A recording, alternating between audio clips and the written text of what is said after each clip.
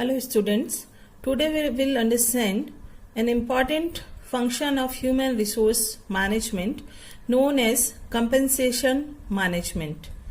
As we all know, an organization tries to coordinate various factors of production and their efforts in such a way that each factor contributes its maximum towards the achievement of organizational goals and objectives and compensate these factors in relation to their contribution so that this process continues.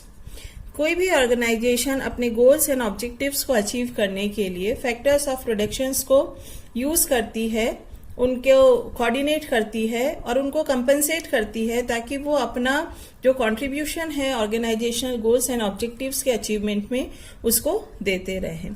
So first we will understand the meaning of compensation. The literal meaning of compensation is to counterbalance. Basically compensation means जब हमें कोई कुछ दे रहा है in form of their service, their time और labour, तो बदले में हमें उन्हें कुछ देना है. That is called compensation. In the case of HRM, compensation is referred to as money and other benefits received by an employee for providing services to his employer.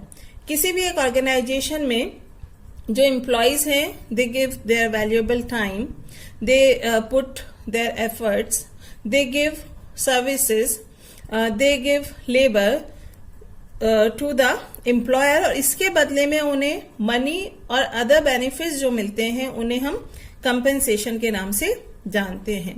Compensation में include payments like wages and salary, bonuses, profit sharing, incentive etcetera and some non-monetary benefits also like company paid car, company housing, stock option opportunities, etc.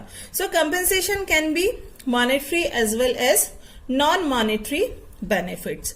So we will understand the components of compensation. First one is wages and salary.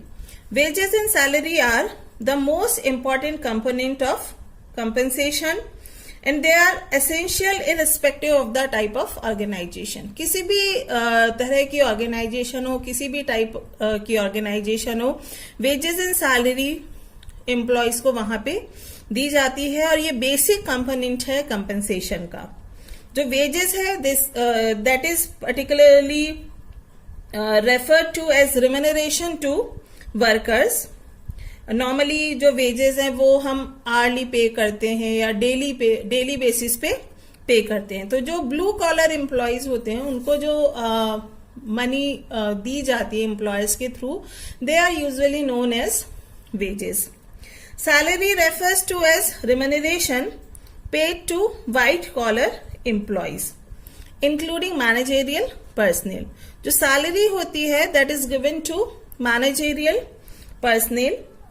Wages and salary दोनों ही एक fix period of time के basis पे दी जाती हैं और wages and salary का एम्प्लॉयज की प्रोडक्टिविटी से कोई रिलेशन नहीं है. These are not associated with productivity of employees. आपकी एम्प्लॉय की प्रोडक्टिविटी कम है या ज्यादा उससे कोई फर्क नहीं पड़ता. आपको पर week per month wages and salary मिलनी ही मिलनी है. The next component of compensation is incentive. जो incentives हैं वो additional payments है employees को besides the payment of wages and salary. ये जो incentives होते हैं these are linked with productivity of the employees. Productivity may be in terms of higher production or cost saving or both.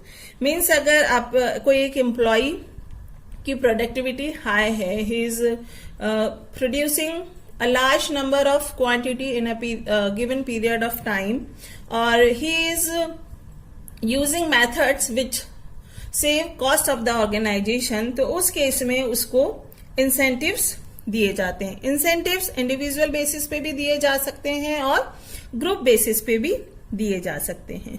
Next जो component है compensation का that is fringe benefits. Fringe benefits ऐसे benefits होते हैं जो employees को दिए जाते हैं, they can have long term impact, like provident fund हो गया, ग्रेचुटी हो गया, पेंशन हो गया, या फ्रिंज बेनिफिट्स को हम फ्रिंज बेनिफिट्स में include medical benefit, accident relief, health and life insurance. कई बार जो कंपनीज होती हैं they provide uniforms to their employees, canteen services are being provided by organisations. तो ये सब आता है आपका फ्रिंज बेनिफिट्स में. And last component, fourth component of compensation is perquisites. Perquisites are normally provided to managerial personnel so that their job performance can be facilitated और उन employees को ऑर्गेनाइजेशन में रिटेन करके रखा जा सके. परक्विजिट्स में include company car, club membership, free residential accommodation, paid holiday trips, stock option schemes, etc. So these four are basic component of compensation: wages and salary, incentive, fringe benefits and perquisites. Now we come to compensation management. Compensation management is also known as wage and salary management, remuneration management or reward management. Basically, it is concerned with designing and implementing total compensation package. It is concerned with the formulation and implementation of strategies and policies which are to reward people fairly, equitably and consistently in accordance with their value to the organization and to help the organization to achieve its strategic goals. Compensation management is concerned with designing compensation strategies and policies and then implementation of those strategies and policies ताकि जो employees हैं उनको timely, equitably और fairly rewards दिए जा सके according to their work so that organization can achieve its goals and objectives. Next comes objectives of compensation management. As we know, there are two important parties in an organization: employees and employer. तो जो compensation management है उसका जो basic objective है, it is to meet the needs of both employees and the organization. Normally क्या होता है, there is a conflict between these two parties. इस कन्फ्लिक्ट को हम रूल ऑफ एजेंसी या थियोरी ऑफ एजेंसी से भी समझ सकते हैं, which explains relationship between employer and employees. Rule of agency के हिसाब से जो एम्प्लॉयर है ही इज और he plays the role of principal, और जो एम्प्लॉयज हैं they assume the role of agent. The compensation paid to employees is agency consideration. Consideration is what? Something which is to given in monetary terms. The compensation जो paid employees is agency consideration. अब जो दोनों parties हैं employer and employee, वो जो consideration है या जो compensation है उसको अपने favor में fix करना चाहते हैं. एम्प्लॉयर्स चाहते हैं कि उन्हें जितना कम हो सके उतना पे करना पड़े ताकि उनकी जो कॉस्ट है वो कम हो सके, और जो एम्प्लॉयज हैं they want to get as high as possible. तो जो कंपेंसेशन मैनेजमेंट है it tries to strike a balance between these two with following specific objective. First one is attracting and retaining personal.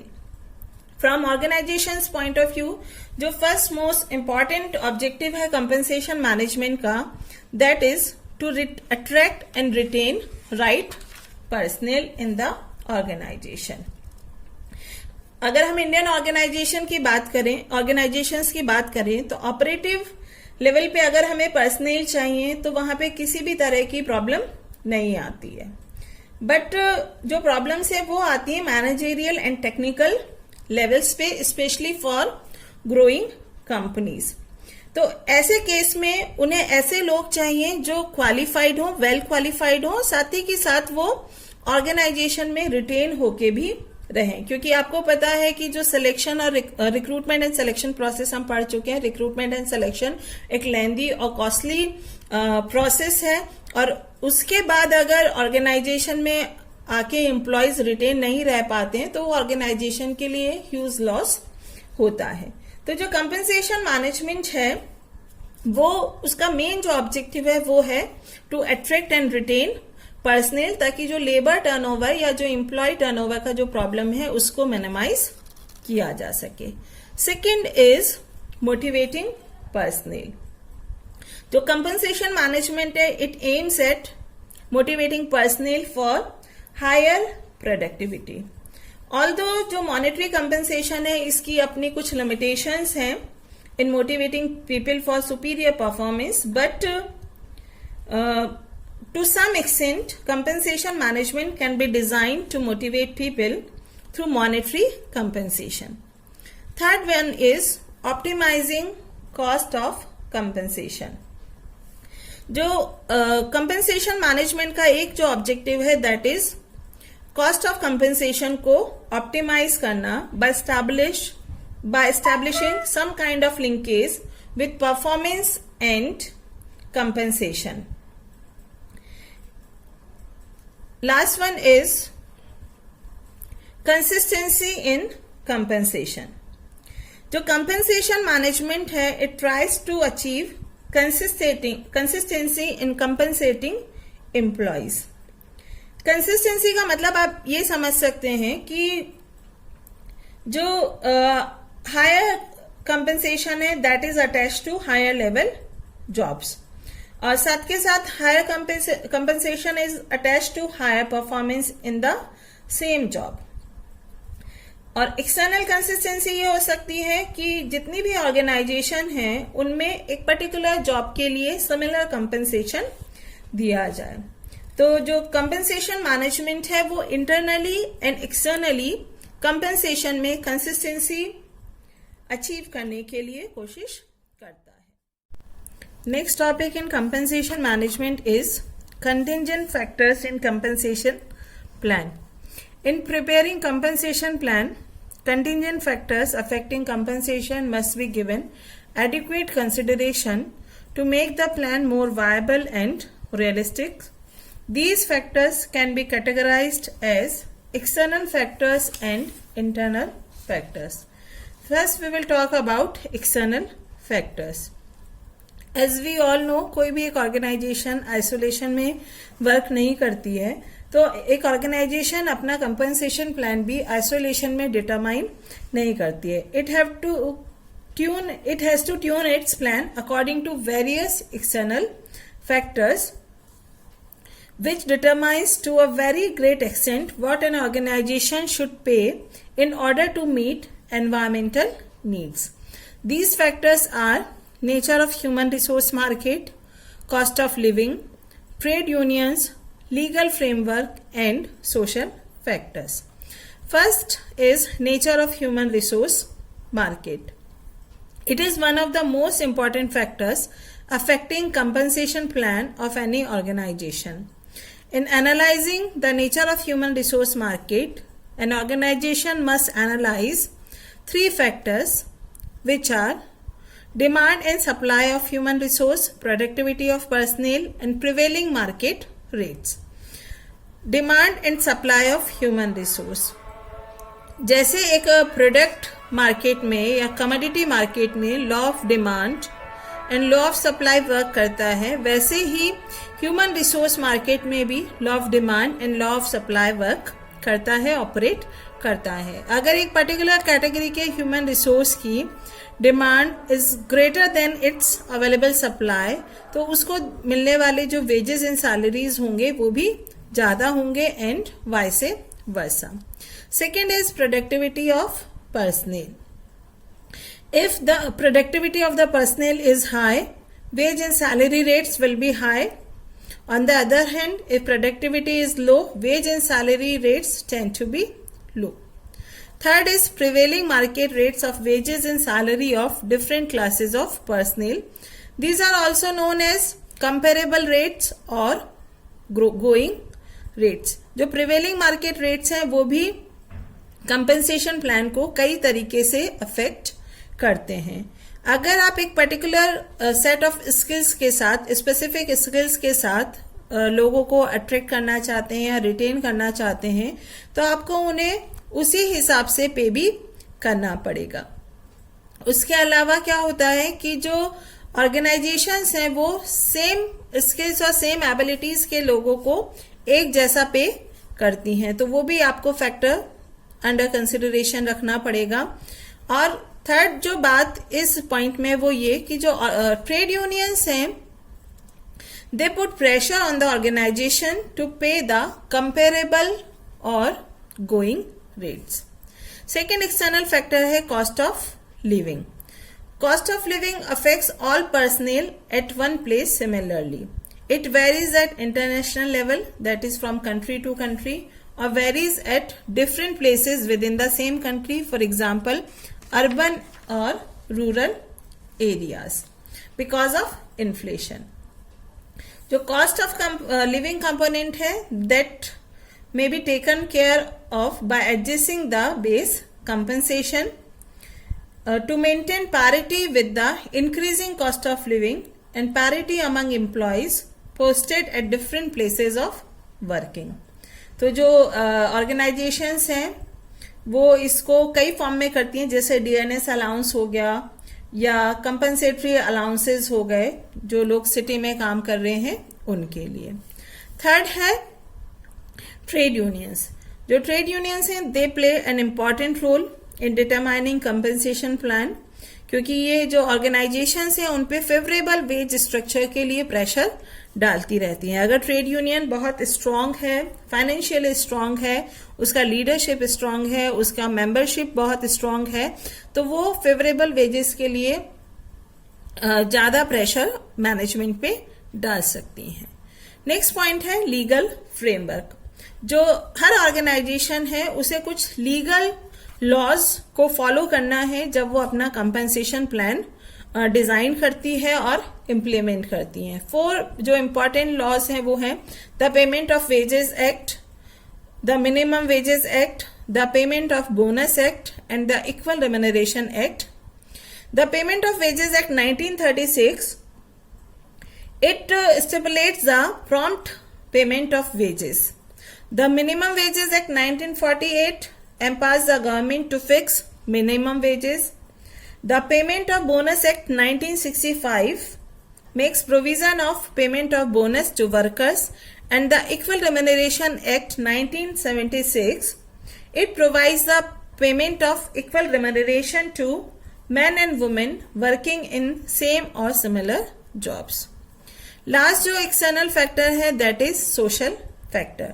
एक organisation एक social environment में काम करती है और कई सोशल फैक्टर्स हैं जो उसके कंपनसेशन प्लान को भी अफेक्ट करते हैं. एक हर सोसाइटी में कुछ स्टैंडर्ड्स होते हैं फेयर वेजेस को लेके, फेयर ट्रीटमेंट टू एम्प्लॉयज को लेके. जब एक ऑर्गेनाइजेशन अपना कंपनसेशन प्लान ड्रॉ करेगी तो उसे उन स्टैंडर्ड्स को भी फॉलो करना पड़ेगा.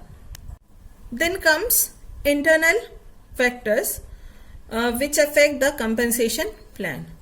First है organization's strategy and management attitude. Every organization tries to link its compensation plan with its strategy. एक जो growing organization है it pays more than a stagnating or dying one. उसके अलावा जो management attitude है towards the employees it also have decisive influence over wages and salary structure. जो top management की philosophy है towards human resource and payment to them, it plays major role in determining wages and salary structure.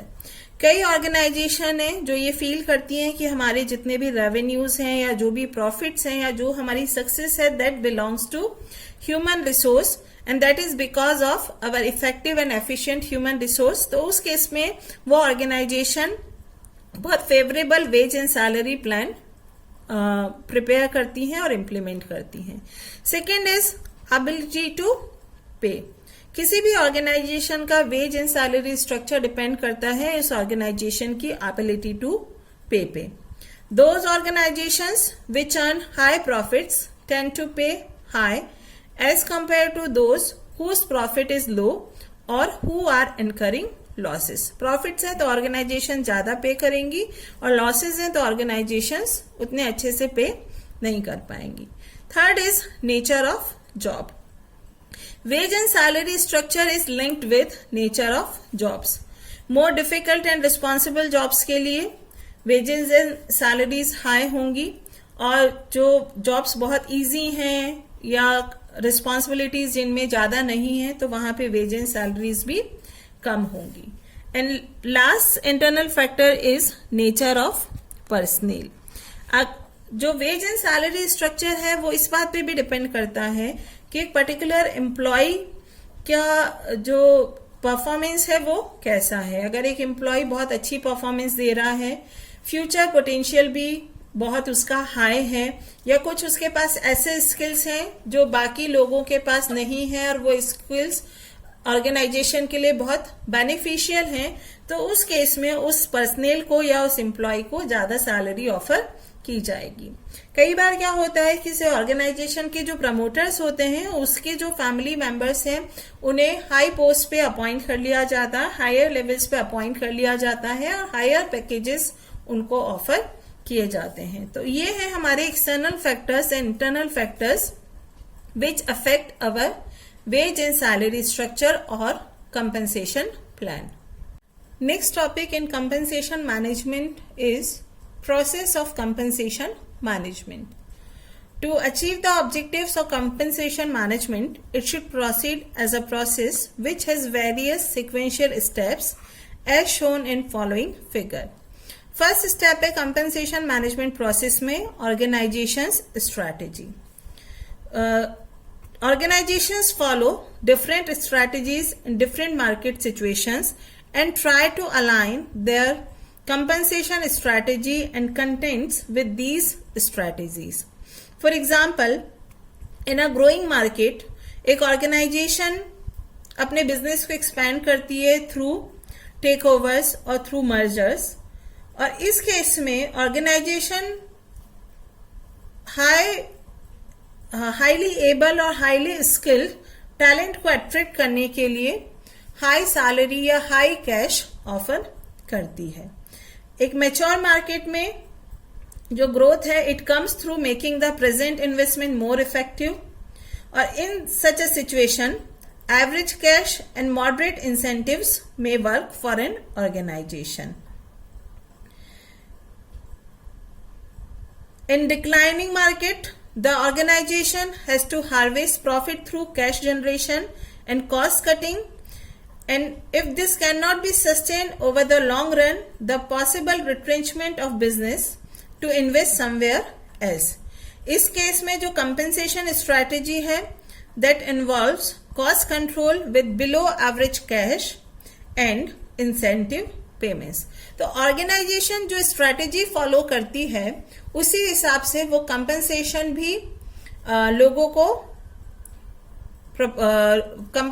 भी लोगों को provide करती है और accordingly वो अपना कंपनसेशन स्ट्रैटेजी भी प्रिपेयर करती है. Second is compensation policy. जो कंपनसेशन पॉलिसी है that is derived from organisation strategy. In order to make compensation management to work effectively, the organization should clearly specify its compensation policy. जो compensation policy है, it must include the basis for determining base compensation, what will be the types of incentives and benefits, various type of perquisites क्या होंगे, payment of bonus के क्या क्या criterias होंगे, to various levels of employees. और ये जो compensation policy है वो ऑर्गेनाइजेशन की जो फिलॉसफी है towards the human resource and strategy उससे लिंक्ड होनी चाहिए. थर्ड जो स्टेप है कंपनसेशन मैनेजमेंट प्रोसेस में that is job analysis and job evaluation. जैसा कि आप जानते हैं जॉब एनालिसिस का मतलब होता है collection of important information related to a particular job, और ये जो जॉब एनालिसिस है it results into job description and job specification. Job description deals with characteristics and responsibilities involved in a job, and job specification deals with qualities and skills required in a job performance. Job analysis also provides base for job evaluation. What is job evaluation? Job evaluation एक process है जिसके through हम ये जानते हैं एक particular job का किसी भी ऑर्गेनाइजेशन के लिए क्या इंपॉर्टेंस है, क्या वैल्यू है या क्या वर्थ है. जैसे कि आप लोग जानते हैं कि हर एम्प्लॉय को सेम सैलरी या वेज नहीं मिलता, उसका जो बेस है दैट इज जॉब एवैल्यूएशन. कोई भी जॉब अगर एक ऑर्गेनाइजेशन के लिए बहुत वर्थफुल है, वैल्यूएबल है या इंपॉर्टेंट है तो उस जॉब के साथ जो सैलरी अटैच्ड है वो भी हाई होगी एंड वाइस वर्सा. नेक्स्ट जो स्टेप है कंपनसेशन मैनेजमेंट प्रोसेस में that is analysis of contingent factors. जो कंपनसेशन प्लान है दैट इज ऑलवेज डिजाइंड और formulated in the light of various contingent factors both external and internal factors. ये जो external contingent factors हैं ये अभी हमने इसी वीडियो में पहले समझे हैं. एक्सटर्नल फैक्टर्स जैसा कि आपने पढ़ा nature of human resource market, cost of living, social factors, trade unions का pressure, various labour laws dealing with compensation management. Internal factors हैं organisation's ability to pay, employee की वर्क परफॉर्मेंस कैसी है, seniority कैसी है, टॉप मैनेजमेंट की philosophy कैसी है towards the employee etcetera. Then after analysis of contingent factors, next step is designing and implementing the compensation plan. अब इन स्टेप्स के बाद जो ऑर्गेनाइजेशन है it is able to design its compensation plan. Compensation plan में जो organisation है it incorporates base compensation with provision of wage and salary increase over the period of time. क्या क्या इंसेंटिव्स या क्या क्या बेनिफिट्स एम्प्लॉयज को दिए जाएंगे वो इस कंपनसेशन प्लान में होंगे. क्या क्या परक्विजिट्स होंगे जो एम्प्लॉयज को टाइम टू टाइम दिए जाएंगे वो इस कंपनसेशन प्लान में इंक्लूड किए जाएंगे. कई बार ये जो कंपनसेशन प्लान है that is designed by external party. For example जो पे कमीशन है वो पब्लिक सेक्टर एंटरप्राइजेस के लिए या जो गवर्नमेंट एम्प्लॉयज हैं उनके लिए कंपनसेशन प्लान डिजाइन करता है. ठीक है. Then design of compensation plan के बाद it is being implemented in the organisation. It is put into practice और एम्प्लॉयज को कंपनसेशन प्लान के बारे में कम्युनिकेट किया जाता है. लास्ट जो स्टेप है कंपनसेशन मैनेजमेंट प्रोसेस में that is evaluation and review of compensation plan. जो कंपनसेशन प्लान है वो रिजिड नहीं होता, फिक्स नहीं होता. टाइम टू टाइम इसमें चेंजेस करने होते हैं क्योंकि एक ऑर्गेनाइजेशन एक डायनेमिक एनवायरमेंट में काम करती है. तो एक जो कंपनसेशन मैनेजमेंट है it should have a provision for evaluating and reviewing the compensation plan. जो इम्प्लीमेंटेशन के बाद हमें देखना होता है कि ये जो प्लान है वो हमारे लिए किस तरह के रिजल्ट्स जनरेट कर रहा है. अगर हमें ऐसा लगता है कि इस कंपनसेशन प्लान के इम्प्लीमेंटेशन के बाद हमारे एम्प्लॉयज की जो परफॉर्मेंस है वो पहले से बेटर हुई है, हमारे एम्प्लॉयज का जो मोराल है वो बढ़ा है, ये लोगों एम्प्लॉयज का मोटिवेशन भी इंक्रीज कर रहा है, साथ के साथ एम्प्लॉयज की प्रोडक्टिविटी भी बढ़ रही है, तो इसका मतलब यह है कि जो कंपनसेशन प्लान है वो हमारा बहुत इफेक्टिव है और जैसा ये काम करना इसको चाहिए था वैसा ये काम कर रहा है. और अगर इस तरह के रिजल्ट्स हमें हमारे कंपनसेशन प्लान से नहीं मिले हैं तो इसका मतलब ये है कि there should be review of the plan, ताकि हम ये देख सकें कि हमारे कंपनसेशन प्लान में कहाँ कमियां हैं जिसके कारण हमें डिजायर्ड रिजल्ट नहीं मिल रहे हैं. तो this is all about compensation management, its objective, its process and contingent factors in compensation plan. Thank you.